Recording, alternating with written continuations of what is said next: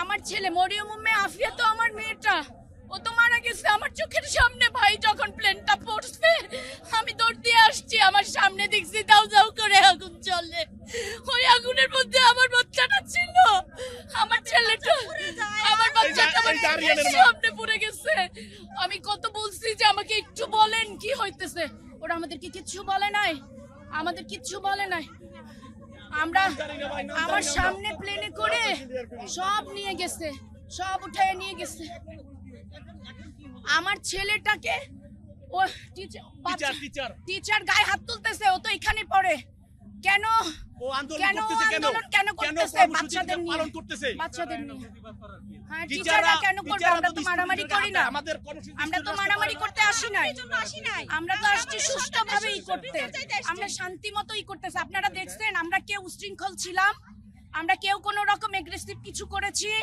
তাহলে কেন টিচার এই কাজটা করলো? আমার বাচ্চার গায়ে কেন হাত দিল?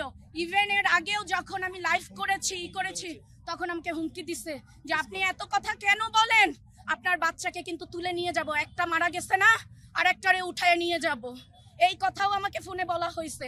আমাকে বারবার বলে আপনি আসেন আমাদের সাথে বসেন। কেন বসবো?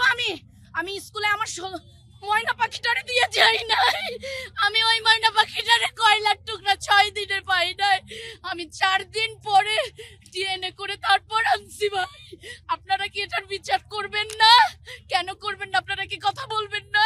আজকে আমার ছেলে করায়, আমার ছেলের গায়ে হাত তোলে কেন? টিচারকে এই রাইট কে দিছে? আমি নুরুন নবীর বিচার চাই, আমি মাইলস্টোন বন্ধ করতে চাই, আমি আর কিছু চাই না। আমার সরকারের কাছে একটাই দাবি যে আপনি যদি আমাদের সরকার হতে চান, আপনি তো আমাদের সরকার, আমরা আপনাকে বসাইছি না, তাহলে আপনি সুষ্ঠু একটা বিচার করবেন, আপনি এই প্রতিষ্ঠান বন্ধ করবেন। এইটা হচ্ছে একটা রক্তচোষা প্রতিষ্ঠান, এখানে যেই বাচ্চারা কোচিং করে তাদেরকে আদর করে। আমার মেয়ে আমি কখনো কোচিং এ দেই নাই, আমার একটা বাচ্চাও আমি কোচিং এ দেই না, আমি বাসায় পড়াই। আমার মেয়ে বারবার যে বলে আম্মু আমারে কোচিং এ দাও, যারা কোচিং করে তাদেরকে আদর করে, যারা কোচিং না করে তাদেরকে আদর করে না। আমি বাধ্য হয়ে আমার ময়না পাখিটারে কোচিং এ দিছি। ভাই আমার ময়না পাখিটা আমি দিছি, ওরা আমার ময়না পাখিটারে সোনা পাখিটারে পুইরা দিছে, ওরা আমার সোনা পাখিটারে পুইরা তারপরে দিছে আমার কাছে। ওরা কোচিং কেন করায়? কোচিং না করলে বাচ্চাদেরকে ফেল করায়, জোর করে কোচিং করায়, কোচিং না করলে বাচ্চাদেরকে ফেল করায়, আর কোচিং করলে আমি একটু বলবো ওরা নাম বলে না, ওরা ওই নাম্বার শো করে নাই, কোনো নাম্বার শো করে নাই, কোনো নাম্বার শো করে নাই।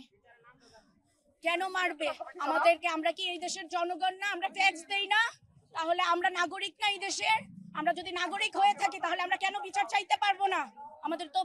আমরা তো তাদের মতো ঘুমাইতে পারি না, আমাদের তো কলিজায় ঘুম নাই। ভাই আজকে এতগুলা দিন আমি তো ঘুমাইতে পারি না, আমি ঘুমাই না, আমার সোনা পাখির জন্য আমি ঘুমাই না, আমি ঘুমাই।